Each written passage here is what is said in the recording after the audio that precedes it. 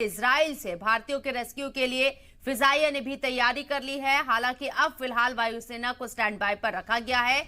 C-17 IL-76 C-130J को rescue operation में शामिल किया जा सकता है। आपको बता दें कि करीब 18,000 हिंदुस्तानी मौजूद हैं इजराइल में, जिन्हें मुल्क लाने के लिए मिशन जारी है। मिशन अजय के तहत 200 से ज्यादा जो इजराइल के अंदर भारतीय मौजूद थे उन्हें वापस स्वदेश लाया गया है और अब इस पूरे रेस्क्यू ऑपरेशन में फिजाइया को भी शामिल किया जा सकता है। फिजाइया ने पूरी तैयारी कर ली है, ये बड़ी खबर आपको बता रहे हैं। भारतीयों के रेस्क्यू के लिए फिजाइया ने पूरी तैयारी कर ली है। हालांकि फिलहाल यहां वायुसेना को स्टैंड बाय पर रखा गया है। C-17 IL-76 C-130J को रेस्क्यू ऑपरेशन में शामिल किया जा सकता है। ये बड़ी खबर आपको बता रहे हैं।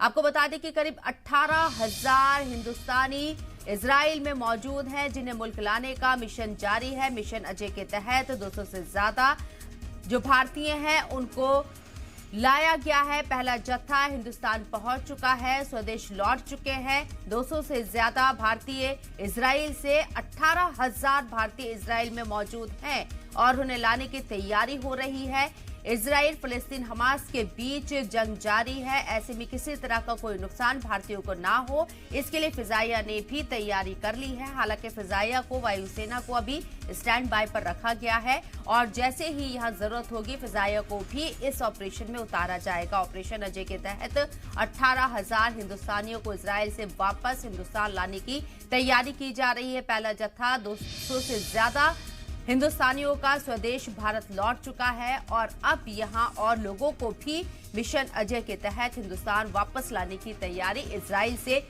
हो रही है। हालांकि यहां आपको बता दें कि फिजाइया ने अपनी पूरी तैयारी कर ली है। जैसे ही ऑर्डर्स होंगे और वायुसेना भी इस मिशन में उतर जाएगी हिंदुस्तानियों को इजराइल से वापस लाने के लिए। और हालांकि अभी यहां वायुसेना को स्टैंड बाय पर रखा गया है। C-17 IL-76 C-130J को रेस्क्यू ऑपरेशन में शामिल किया जा सकता है।